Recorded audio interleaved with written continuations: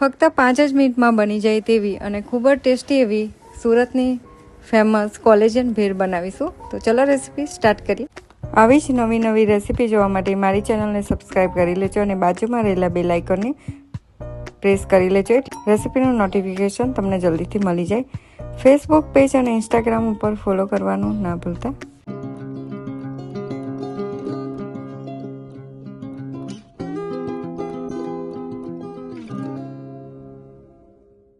તો સૌથી પહેલાં એક મિક્સર જાર લઈ લઈશું.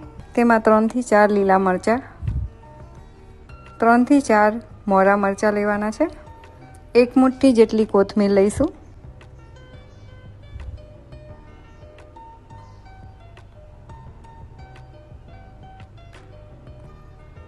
$50 ગ્રામ જેટલા શેકેલા સિંગદાણા લઈ લઈશું.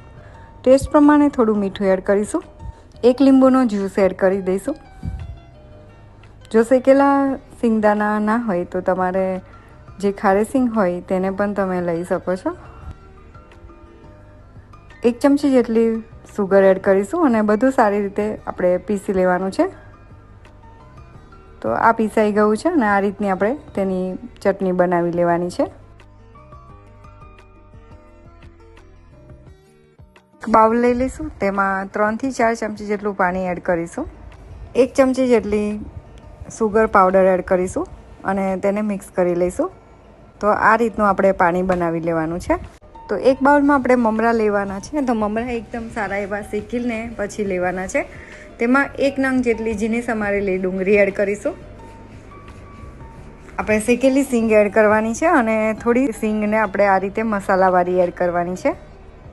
થોડી કોથમીર એડ કરીશું અને જે ચટણી બનાવી હતી તે ચટણી અંદર એડ કરી દઈશું. અને ચટણી અને મમરા એકદમ સારી રીતે મમરા ઉપર કોટિંગ થઈ જાય ચટણીનું, તે રીતે તેને આપણે મિક્સ કરી લઈશું. તો આ રીતે આપણે બધા જ મમરા ઉપર સારું એવું ચટણીનું કોટિંગ થઈ જાય તે રીતે મિક્સ કરવાનું છે. અને જે આપણે સુગરવાળું પાણી બનાવ્યું હતું તે અંદર એડ કરી દઈશું. થોડો લીંબુનો જ્યુસ એડ કરી દઈશું. નાયલોન સેવ એડ કરીશું અને બધું સારી રીતે આપણે મિક્સ કરી લેવાનું છે. તો ટેસ્ટ પ્રમાણે તમે એડ કરી શકો છો. ઉપરથી જે પણ એડ કરવું હોય, આમાં તમે ઝીણી સમારેલી કેરીને પણ એડ કરી શકો છો.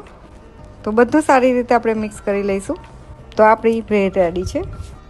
તો ઝટપટ બની જાય અને ટેસ્ટમાં ખૂબ જ સારી લાગે તેવી આપણી સુરતની સ્પેશિયલ કોલેજન ભેળ રેડી છે. તેને સર્વ કરીશું. ઉપરથી નાયલોન સેવ એડ કરી દઈશું. થોડા મસાલાવાળા સિંગદાણા એડ કરીશું.